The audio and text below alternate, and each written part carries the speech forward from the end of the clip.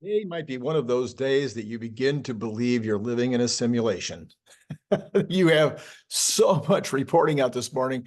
I'll try to get through it all with some kind of capability here. Reporting at the last minute. I'm trying to get it all down, but you've got all this reporting. Uh, yeah, it's not definitive in any one particular direction with regard to the economy. But in general, the market is just going nowhere, absolutely flat, except for this one stock called Tesla, which is, last time I checked, up 10 more points. I know. I said that there was nothing to stop it from going all the way to 260 before it, we'll take another pause, think about things. But I didn't know that it was going to be going to 260 quite this soon. Anyway, Gene Munster added his voice this morning to the Tesla story. And as Tesla was up another $10 this morning, he says this. He says, mea culpa. Tesla deliveries were down 5% year over year. The reason why the stock is up 8%, that was yesterday, is because it has marked an improvement from down 9% on March 24. No, I don't think that's it. I believe the reason for the improvement was better demand given discounting in June was lighter than what we saw in March and December. The bottom line is deliveries should return to growth in September and accelerate from there in December. As for growth in calendar year 25, the August 8th event will have a meaningful impact given the timing and pricing of the 3 new vehicles that will add quarter-to-quarter noise. I'm focusing on calendar year 26. Ha! Gene Munster has joined the calendar year 26 crowd that I started. I was the very first one to talk about 26 as being the key, which should see the company return to mid-20% growth. Mid-20%. Okay, Tesla continues up as more and more solid headlines and commentary from the regularly bullish analysts. Okay, 𝐒𝐫𝐫 says this morning, breaking, bullish options bets by Tesla. Investors have spiked to their highest level since 2021. Maybe that's part of why we're still going crazy. The premium between call and put options on the stock is now the widest since February 2021, when we were all making so much money. That's according to Bloomberg. This comes as the stock is up 34% over the last 3 weeks and up 50% since the April 2024 low. So those of you who bought in April at the low, congratulations on a 50% run. With deliveries exceeding expectations, yesterday it appears that a massive short squeeze began. And this from AJ this morning. He says, interesting, Tesla trades 32 million shares within the first 15 minutes this morning. This is approximately 50% of a full but slow trading day. Early signal, but a positive one. Yeah. And this is a shortened day, by the way. The markets close at 1 o'clock Eastern. Chris Zhang, he goes by Chris, CHRISZHENGOO1. If you want to follow him, he says that Giga Shanghai seems to have planned a production schedule of 260,000 vehicles in Q3. That is over a 1 million run rate, in case you can't multiply by 4. As we head into the fourth quarter, there seems to be a preference, I think he means to risk on the high side. Well, that's very good news if true. All right, so I promised you guys a bunch of catalysts. I'm going to go through these fairly quickly because time. We don't want this video to come out tomorrow. All right, so I have how many? I have 23. These are 23 catalysts. I want to know whether you think I made any mistakes here. Are any of these crazy? Are any of these wrong? Will these all happen by the end of 2025? Point out anything that you think has a 0 chance or even less than 50% chance of happening by the end of 2025. I think you're going to say all of them are, almost 100% of these will happen by the end of 2025. All right, so my number one, you might have heard it last night when I did the show with, who was that? Nicholas Gibbs. Nicholas, he kind of agreed with me by the end of the show. Major Optimus sale. This will be the biggest catalyst of all time. At least 1,000 going to somebody. Who knows? Could be a Boeing, could be a Pepsi. So many people that this could be that would come in and say, you know what, we're buying 1,000. It's not a lot. It's not a lot. Believe me, it's a very small number. Let's say a company that's got 5,000 or more employees, buying 1,000 would be no big deal. Number 2 would be a licensing deal for FSD. We've all been talking about this. I think this would be the second biggest potential catalyst that I can think of. That will happen before the end of 2025. FSD level 5 with Tesla legally responsible will happen before the end of 2025 and would kick the stock up a ton. FSD complete, just having all of the functions working, I think that'll happen maybe before 8/8, maybe certainly by the end of the year. And that's going to impact the stock a lot because now the Tesla will be able to fully recognize all the earnings, which includes some back earnings as well as going forward more of the 100% of the $8,000. Number 5, a working prototype generation 2.5 vehicle for less than $30,000. I know 25,000 is supposed to be the number. I think it'll come in less than 30,000 initially. This vehicle is supposed to be up and running by the first quarter, maybe even the fourth quarter. So that's what Gene Munster was talking about as one of the 3 cars. So I think we'll see a working prototype definitely within 18 months. And don't you think it will stimulate sales? Of course it will. A working prototype of a cyber cab with projected shipment first half 2025, maybe sooner, maybe later. I don't know, but it'll happen within the next 18 months. The Juniper ship date and videos from CarWow about the Juniper. This will happen, I would say first quarter. Elon suggested it be first quarter. I wish it would happen next week. This will definitely have a positive impact on the stock. It should be maybe even a massive impact on the stock. Number 8, okay for current owners to send into fleet in some cities unsupervised. So in other words, there will be an announcement maybe on 8/8 as to when you and I will be able to put our cars out into the fleet and begin a real robotaxi business. It might be later this year, might be sometime next year, but it will be within 18 months, and it will be a killer. Will really pop the stock. Number 9, at least a dozen Optimi working at human speed at various tasks in a factory. If you look at all of these various robots working, they look all, like all robotic. Okay. They're not working at human speeds. And I think they're jittery, kind of like the car does sometimes act. We need a very smooth, a bunch of them though, not 1, not 2. We need like 25, a bunch of them working in the factory. The camera panning around and showing them working at human speeds, able to just go ahead and work at a normal pace. I think that will be kind of the thing that everybody goes, okay, it's a done thing, and we'll pop the stock. Number 10, an announcement that a test line for Optimus is running. That the line that we've been talking, all these engineers were hired for to build this line, the line is actually producing Optimi. Number 11, 1,000 Optimus deployed in the factory.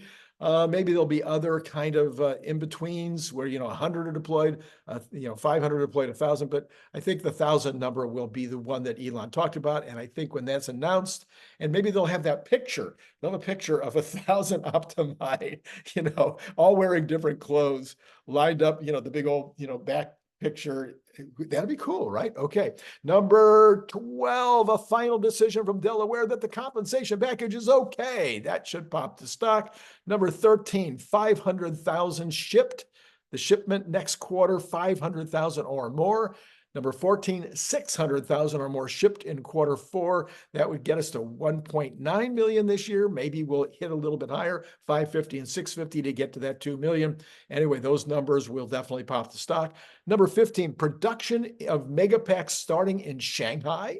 I think people are beginning to get energy. And so when Shanghai puts out the first one comes off the line and they start putting those together, that will pop the stock. Okay, these next 3, 16 shovels in the ground in Reno, shovels in the ground in Mexico, shovels in the ground in Berlin. Those 3 should, not huge, but just, actual, foundations going in, piles being driven, walls being built, etc. Okay, number 19, 5,000 per week Cybertrucks. That would be, I think that'll be a big one when we hit 5,000 per week. Successful refining of lithium, a small one. It would be important, but it will be a small pop on the stock. Number 22, backlog of orders on Model 3 forces new lines to open are new shifts or whatever would have to happen, but the backlog on the Model 3 is so big that they have to increase shifts and or lines in Berlin, in Austin and Berlin, beginning to make Model 3s in Berlin. This would pop the stock. Number 23, a Trump victory. This is not me. Multiple analysts have said that a Trump victory helps Tesla. Why? Because Biden hates Tesla and Trump loves Tesla and Elon. So it's got to be a pop. Okay. This is Randy Kirk. Hit like, subscribe, notify. I know I'm running too fast. I need to calm down. Okay, I'll calm down. So please like, subscribe, hit notify. We have got Scott Walter later this morning. And then, of course, Jeff Lutz tonight. 3 new Patreon situations here. We've got Christopher E. increasing his from $3 to $5. We've got Carlo H., a new member, and we've got Todd W. increasing his to $10 a month. Thank you to all 3 of you for helping produce the show. And if you'd like to help produce the show, you just go down to the description below and you'll see the link. You jump right over there and take care of business. All right. ADP, National Employment Report, private sector employment increased by 150,000 jobs in June. 136,000 of this was services. Holy mackerel. The total of 150,000 was less than expected by 10,000, but the last month report was revised up by 7,000. So basically, you've got it coming in exactly where the street expected it. I don't think they expected 136,000 of the 150,000 to be services job. That's really wild. Annual pay was up 4.9%, which is down a bit, but way too high for the Fed to go, okay, we're ready to cut. Then we got initial jobless claims, of course, every week, normally on Thursday, this week on Wednesday because of 4th of July. Initial jobless claims rose by 238,000. Last week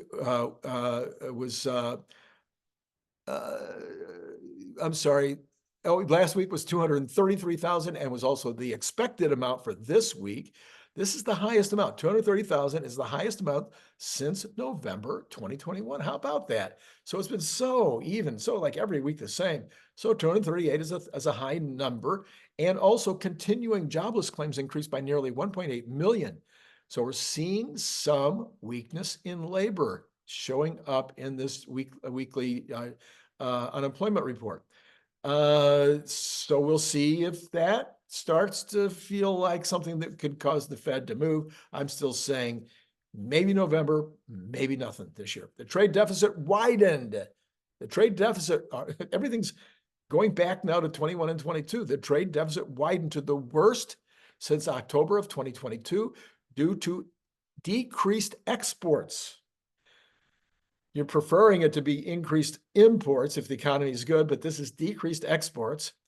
At 75.1 billion, the number was less than the 76.5 billion expected. So people expected it to be even worse than it was.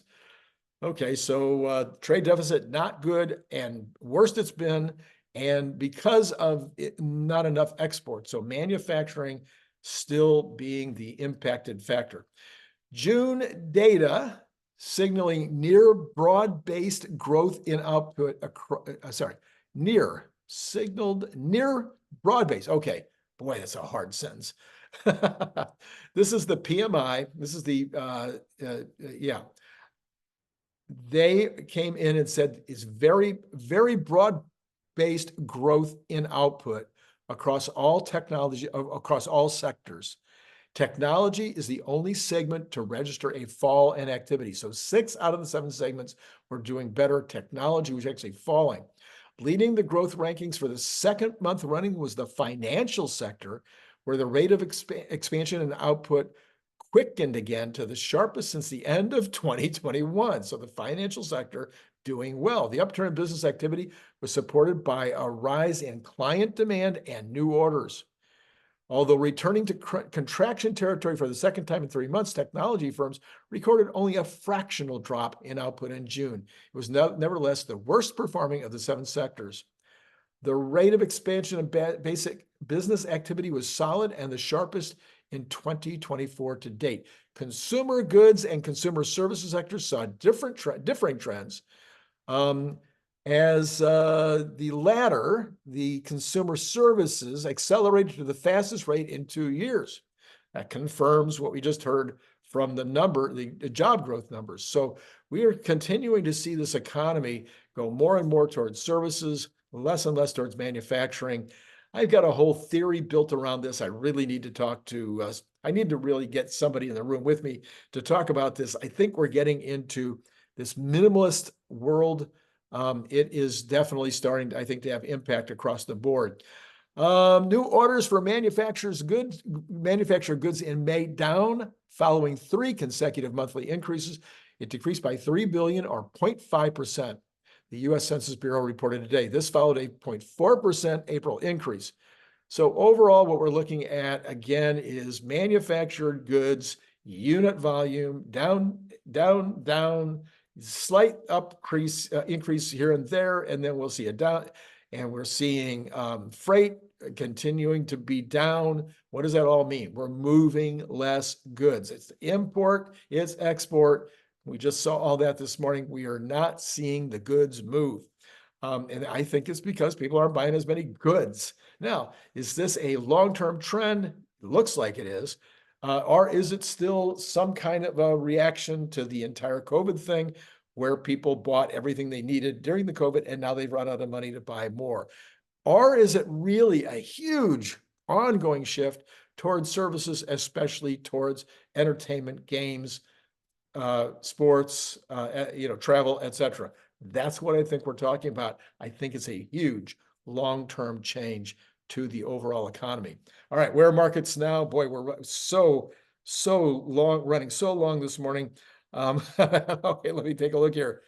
Are you ready? Are you ready? As I'm doing this, Tesla is up 13.36 points this morning at 244.62. I don't think we're going to hit 260 this morning, but there's nothing to keep it from doing it, and it is just going straight up. So this probably is definitely the shorts are getting their shorts handed to them this morning. We've got the Dow up 371. We've got the NASDAQ up 163. We got the S&P up 3. Can I just tell you that that's all 0% increases? So talk about a flat market. We've got the Magnificent Seven all down, right in the $2 range, including NVIDIA down $1, although that would be $10 pre-split. We have got the Cathie Woods all up this morning. All right, the Cathie Woods are up this morning because, as we will see in a second, that bonds are doing, people are buying bonds this morning. They're buying them like crazy. We've got the bonds, the 10-year is down 8 basis points this morning, 7.9, as it just changed in front of me, down 7.9 basis points. You've got the 2-year down 5.6 basis points, and you've got the 2-month down 2.1 basis points. Let me do the math, as I do every time here. That would be 435 and 468. That we're back, we're still over 30 basis points between the 10 and the 2, 32, something like that, basis points. And on the 2-month, 5.3 and 4.3, right, almost exactly 100 basis. In fact, it is. Until it just changed. It was exactly 100 basis points difference. So the inversion collapse, at least for today, is not collapsing. Okay, let's go on to the oils.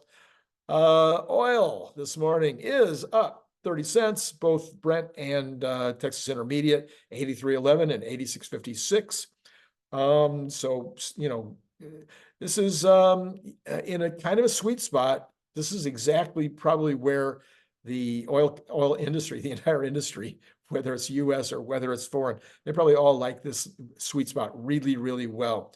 Natural gas is up barely. It's just a 0.16%. Gold is up $36 this morning to $23.69. A significant move. What's going on with gold? There must be something. Softer dollar. Yeah, not that whole 36. Silver up 3.8%. So silver is up over double what's happening with gold. So what's going on? Over $30 now, $30.78. You got copper also up 3% this morning. Interesting. Wow. That I'm going to take a look at all of that before I talk to Jeff tonight. What is going on with the precious metals and commodities, apparently, with copper sitting at 455 now. All right, we have got the Bitcoin down 1,600 this morning. This may have to do with some federal regulations that just came out, and I think a statement by the Federal Reserve Chairman with regard to Bitcoin that is slamming the Bitcoin this morning. All right, we've got the dollar definitely, well, down against the yen, up a little bit against the euro. We have got yeah, and then we know what happened with the stocks. All right, let's go back and see if Tesla is at 260 yet. So let's see here. Let's go back and look. It is 1391 up. It is now flat at about 245. Hasn't changed much in the last 5-10 minutes or so. Up almost $14.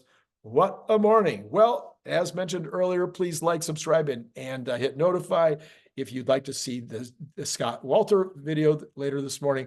We'll probably primarily be talking about the figure video that just came out and what that means, and probably there's a new piece of it, an article out of China talking about a robot that is running off of human brain matter. That's interesting. I don't know if Scott will have read that or know much about it because it's kind of outside both of our areas of expertise, but it'll be fun to talk about it and also about some of my speculation about what the catalysts might be around robots coming up in the next 18 months. All right, I think I'm out of here. Let's go make money. All right. Been great talking to you.